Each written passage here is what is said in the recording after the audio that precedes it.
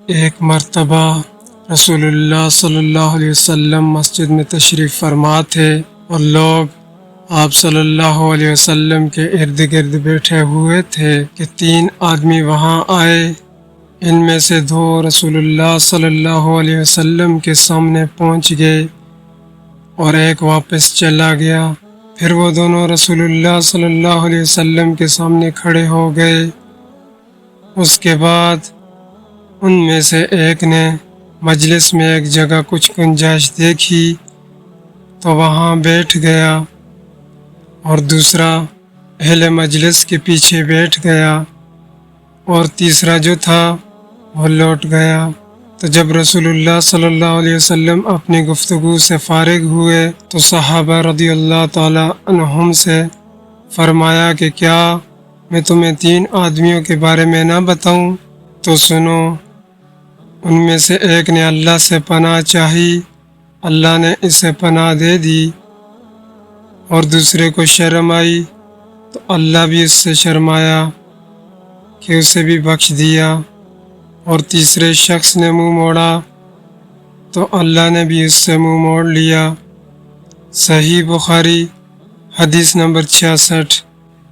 ایک دفعہ رسول اللہ صلی اللہ علیہ وسلم اپنے اونٹ پر بیٹھے ہوئے تھے اور ایک شخص نے اس کی نکیل تھام رکھی تھی۔ آپ صلی اللہ علیہ وسلم نے پوچھا، آج یہ کون سا دن ہے؟ ہم خاموش رہے حتیٰ کہ ہم سمجھے کہ آج کے دن کا آپ کوئی دوسرا نام اس کے نام کے علاوہ تجویز فرمائیں گے۔ پھر آپ صلی اللہ علیہ وسلم نے فرمایا، کیا آج قربانی کا دن نہیں ہے؟ ہم نے عرض کیا، بے شک۔ اس کے بعد آپ صلی اللہ علیہ وسلم نے فرمایا، یہ کون سا مہینہ ہے؟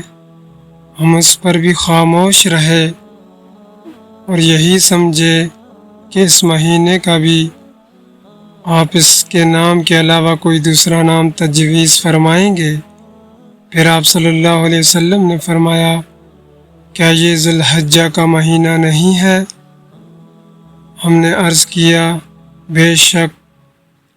آپ صلی اللہ علیہ وسلم نے فرمایا، تو یقیناً تمہاری جانیں اور تمہارے مال اور تمہاری آبرو تمہارے درمیان اسی طرح حرام ہے جس طرح آج کے دن کی حرمت تمہارے اس مہینے اور اس شہر میں ہے۔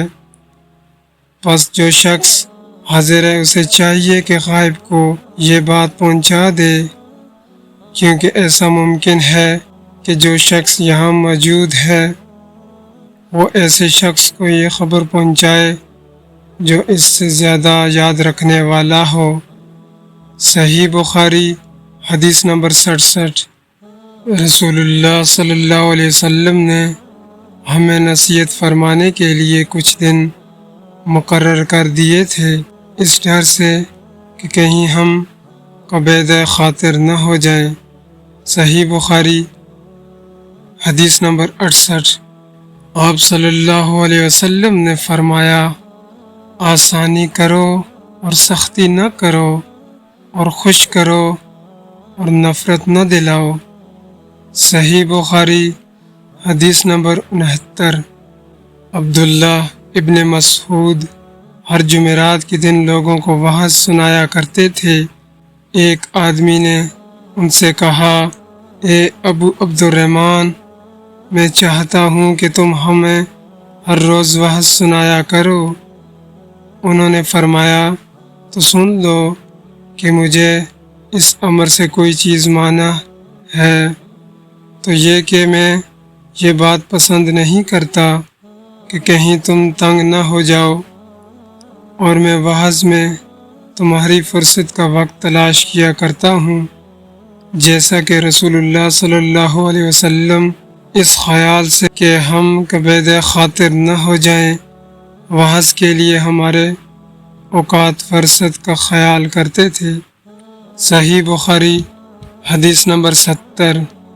رسول اللہ صلی اللہ علیہ وسلم نے فرمایا، جس شخص کے ساتھ اللہ تعالیٰ بھلائی کا ارادہ کرے اسے دین کی سمجھ عنایت فرما دیتا ہے، اور میں تو محض تقسیم کرنے والا ہوں، دینے والا تو اللہ ہی ہے، اور یہ امت ہمیشہ اللہ کے حکم پر قائم رہے گی، اور جو شخص ان کی مخالفت کرے گا انہیں نقصان نہیں پہنچا سکے گا یہاں تک کہ اللہ کا حکم قیامت آ جائے اور یہ عالم فنا ہو جائے۔